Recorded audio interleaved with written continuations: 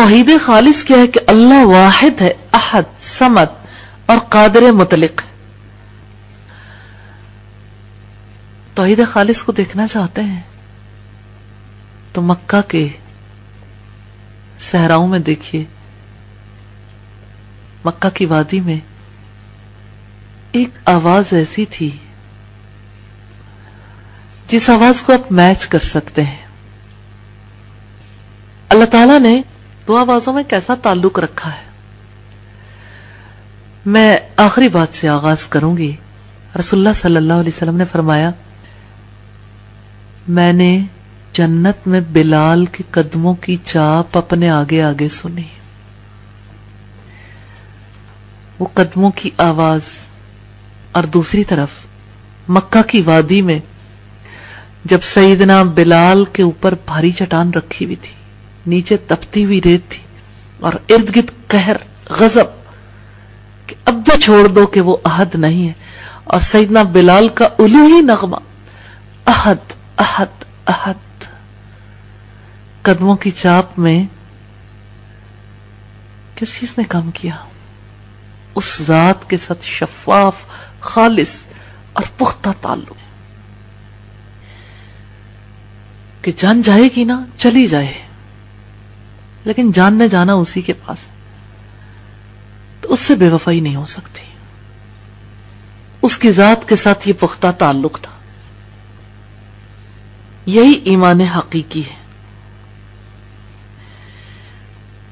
تو توحید خالص کیا ہے کہ اللہ ہر چیز پر قادر ہے، سارے اختیارات اسی کے ہیں اور سارے امور اسی کی طرف لوٹائے جاتے ہیں۔ ہر چیز پر وہ پوری قدرت رکھتا ہے۔ انسان کو عام حالات میں اس کے قادر ہونے کا وہ تجربہ، وہ مٹھاس نہیں ملتی جب تک کہ اس کا یقین کہیں نہ کہیں سامنے نہ آئے، کسی نہ کسی موقع پر۔ اللہ تعالیٰ ہر چیز پر قدرت رکھتا ہے۔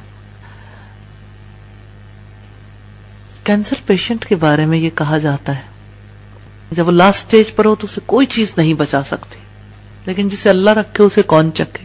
پنڈی کی ایک خاتون ہے، لاسٹ سٹیج پر ڈاکٹرز نے جواب دے دیا، گھر آ گئی، سب گھر والے ان کے وفات پانے کا انتظار کرنے لگے، اور انہوں نے دل دل میں اللہ تعالیٰ سے وعدے کیے، مہلت مانگی، استغفار کی۔ اللہ تعالیٰ کی طرف سے شفا کا آغاز ہو گیا۔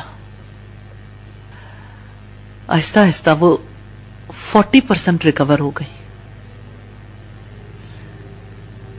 پھر انہوں نے یہ طے کیا کہ میری زندگی میرے رب کی امانت ہے، لہذا میں زندگی کو ضائع نہیں کروں گی۔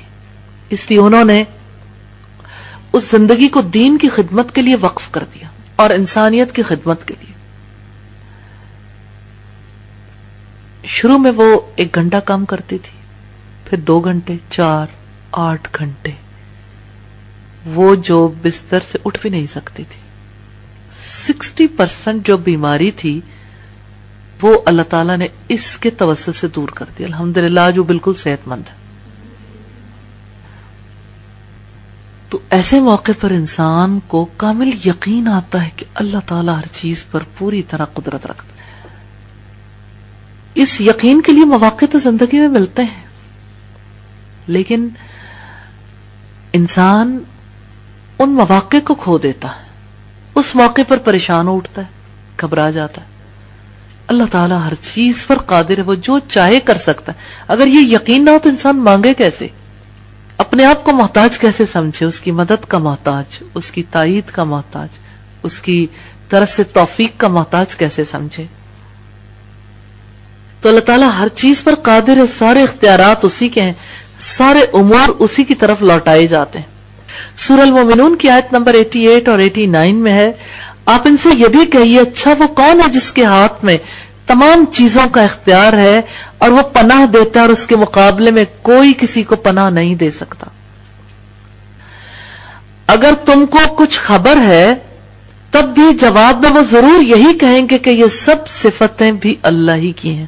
آپ اس وقت کہیے، پھر तुमको क्या खबत हो रहा है कि फिर जब पता है कि इख्तियार अल्लाह ताला का है, देता वही है, तो फिर अल्लाह को छोड़कर दूसरों की तरफ क्यों जाते हो?